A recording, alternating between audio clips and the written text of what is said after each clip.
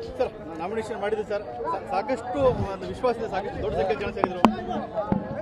ನಾನಂತೂ ನಾಮಿನೇಷನ್ಗೆ ಎಲ್ಲ ಹಳ್ಳಿಗಳಿಂದ 8 ವಿಧಾನಸಭಾ ಕ್ಷೇತ್ರದಿಂದ ಪ್ರತಿ ಹಳ್ಳಿಯಿಂದನೂ ಕೂಡ ಇಷ್ಟು ದೊಡ್ಡ ಸಂಖ್ಯೆಯಲ್ಲಿ ಹಿಂದುಳಿದವರು, ದಲಿತರು, ಮುಂದುವರೆದ ಸಮಾಜದವರು, ಯುವಕರು, ಹೆಣ್ಮಕ್ಳು ಇಷ್ಟು ದೊಡ್ಡ ಸಂಖ್ಯೆಯಲ್ಲಿ ಬರ್ತೀರಿ ನಾನು ನಿರೀಕ್ಷೆ ಮಾಡಿರಲಿಲ್ಲ.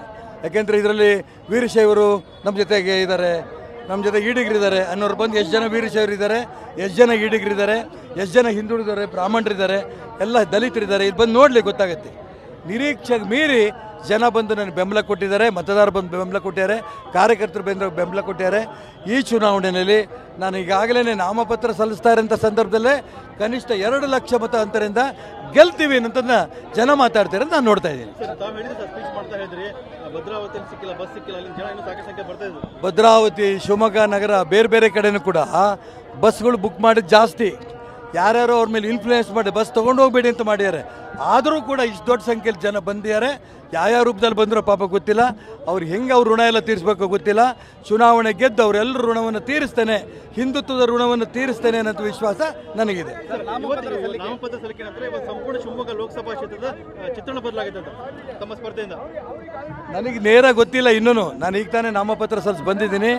ಇಷ್ಟು ದೊಡ್ಡ ಸಂಖ್ಯೆಯಲ್ಲಿ ಜನ ಬಂದಿರೋದು ನೋಡಿದಾಗ ಎಲ್ರಿಗೂ ವಿಶ್ವಾಸ ಬಂದಿದೆ. ನಾವು BJPಯಿಂದ ಅವ್ರನ್ನ ಸೋಲಿಸಿ, ಕಾಂಗ್ರೆಸ್ಸಿನ ಅಭ್ಯರ್ಥಿನ ಸೋಲಿಸಿ ಈಶ್ವರಪ್ಪ ಗೆಲ್ತಾರೆ ಅನ್ನೋ ವಿಶ್ವಾಸ ನಮ್ಮೆಲ್ಲ ಕಾರ್ಯಕರ್ತರು ಬಂದಿದೆ. ಬಹಳ ಜನ ಡೌಟ್ ಮಾಡಿದ್ರು ನಾಮಪತ್ರ ಸಲ್ಲಿಸಲ್ಲ ಅಂತ. ನಾಮಪತ್ರ ಸಲ್ಲಿಸಲ್ಲ ಅನ್ನಂತ ಡೌಟ್ ಮಾಡೋರಿಗೆ ಉತ್ತರ ಬರೀ ನಾನು ನಾಮಪತ್ರ ಸಲ್ಲಿಸಿದ್ದಲ್ಲ. ಇವತ್ತೇನು 25-30 ಸಾವಿರಕ್ಕಿಂತ ಹೆಚ್ಚಿಗೆ ಜನ ಬಂದು ಸೇರಿಸಿರಲ್ಲ, ಆ ಜನನೇ ಉತ್ತರ ಕೊಟ್ಟಿದ್ದಾರೆ. ನಾಮಪತ್ರ ಸಲ್ಲಿಸಬೇಕು, ಚುನಾವಣೆಯಲ್ಲಿ ಗೆಲ್ಲಬೇಕು ಅಂತ ನಾಮಪತ್ರ ಸಲ್ಲಿಸಿದ್ದೀನಿ. ಜೂನ್ 4ನೇ ತಾರೀಕಿನ ಫಲಿತಾಂಶ ಬರುತ್ತೆ. ಶಿವಮೊಗ್ಗ ಲೋಕಸಭಾ ಕ್ಷೇತ್ರದಿಂದ ಹಿಂದೂ ಪರ ಹೋರಾಟಗಾರ ಈಶ್ವರಪ್ಪ ಗೆದ್ದ ಈ ಫಲಿತಾಂಶ ಬರುತ್ತೆ ಅನ್ನೋ ವಿಶ್ವಾಸ ನನಗಿದೆ.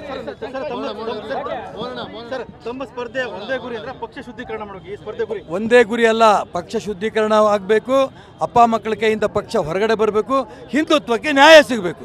ಈ ದಿಕ್ಕಿನ ನಾನು ಪ್ರಯತ್ನ ನಡೆಸ್ತಾ ಇದ್ದೀನಿ. ಈ 3 ಯಶಸ್ವಿ ಆಗುತ್ತೆ ಅನ್ನೋ ವಿಶ್ವಾಸ ನನಗಿದೆ. ಹೇಗೆ ಅಂದರೆ ಚುನಾವಣೆ ಫಲಿತಾಂಶ ಬರ್ತಿದ್ದಂಗೆ ರಾಘವೇಂದ್ರ ಸೋತೋಗ್ತಾನೆ, ಮೊದಲನೇ ಪಾಯಿಂಟ್ ಮುಗೀತು. ಚುನಾವಣೆ ಫಲಿತಾಂಶ ಬರ್ತಿದ್ದಂಗೆ ರಾಘವೇಂದ್ರ ಜೊತೆಗೆ ವಿಜೇಂದ್ರ ರಾಜ್ಯಾಧ್ಯಕ್ಷ ಸ್ಥಾನ ಕಳ್ಕೊತಾನೆ, 2ನೇದು. 3ನೇದು ಹಿಂದುತ್ವವಾದಿಗಳು ಗೆದ್ದರು ಅನ್ನೋಂಥ ವಿಶ್ವಾಸ ಕೂಡ ಬರುತ್ತೆ.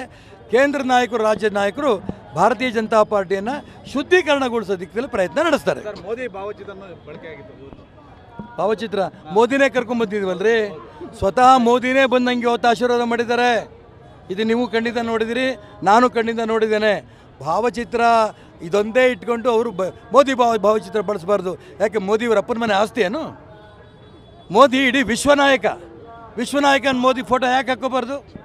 ನೀವೊಂದು ಕೆಲಸ ಮಾಡಿರಿ, ಯಡಿಯೂರಪ್ಪ, ವಿಜೇಂದ್ರ, ರಾಘವೇಂದ್ರ ನೀವು 3 ಫೋಟೋ ಹಾಕ್ಕೊಂಡು ಇಡೀ ಲೋಕಸಭಾ ಕ್ಷೇತ್ರ ಓಡಾಟ ಮಾಡಿ ನೋಡೋಣ ಎಷ್ಟು ಸೀಟ್ ತೊಗೋತೀರಿ, ಎಷ್ಟು ಓಟ್ ತೊಗೋತೀರಿ ಅಂತ.